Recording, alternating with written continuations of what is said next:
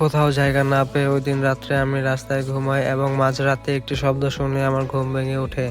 উঠে দেখি একটা লোক গাড়ি দিয়ে অ্যাক্সিডেন্ট করেছে এবং তার শরীর থেকে রক্ত ঝরছে। লোকটার খারাপ অবস্থা দেখে তাকে একটি সরকারি হসপিটালে নিয়ে যায় এবং চিকিৎসা করায়। 3 ঘন্টা পরে তার জ্ঞান ফিরে। জ্ঞান ফেরার পর সে আমাকে ডেকে বলল যে তোমার নাম কি? আমি বললাম আমার নাম রাসেল। তারপর বলল যে তুমি কি করো? আমি বললাম যে পড়ালেখা করতাম কিন্তু এখন আর করি না। সে বলল তুমি কোন ক্লাস পর্যন্ত পড়েছিলে? আমি বললাম যে ক্লাস 10 বাট এক্সাম দেইনি। এরপর লোকটি বলে তুমি এত রাত্রে বাইরে কি করো? তোমার বাসায় তোমার বাবা মা কিছু বলে না?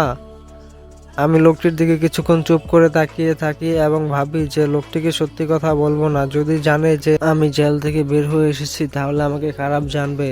তাই আমি লোকটিকে বললাম না, আজ থেকে কিছুদিন আগে আমার বাবা মা মারা গিয়েছে, যার কারণে আমার পড়ালেখা বন্ধ হয়ে যায় এবং আমরা যে বাসায় ভাড়া থাকতাম ওই বাড়িওয়ালা আমাকে বলেছে যদি তুমি টাকা দিতে না পারো তাহলে বাসা থেকে বেরিয়ে যাও। তাই আমি এত রাত্রে বাইরে ছিলাম। তারপর লোকটি বলে উঠলো বাইরে কেন থাকবে? তোমার কি অন্য কেউ ছিল না? চাচ্চু ফুপ্পি তারা কেউ ছিল না? আমি বললাম না, এই দুনিয়াতে আমার বাবা মা ছাড়া আর কেউ ছিল না। এরপর লোকটি বলে উঠলো আমি তোমাকে একটা কথা বলবো, যদি তুমি কিছু মনে না করো। আমি তাকে বললাম জি বলেন।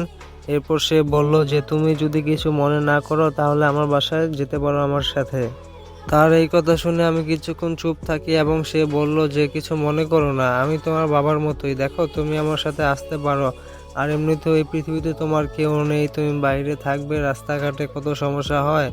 তো গাইস, এরপর রাসেলের সাথে কি ঘটেছিল সেটা জানার জন্য আমাদের চ্যানেলটিকে সাবস্ক্রাইব করে রাখবেন এবং ভিডিওটি যদি ভালো লেগে থাকে তাহলে কমেন্ট করে জানাবেন।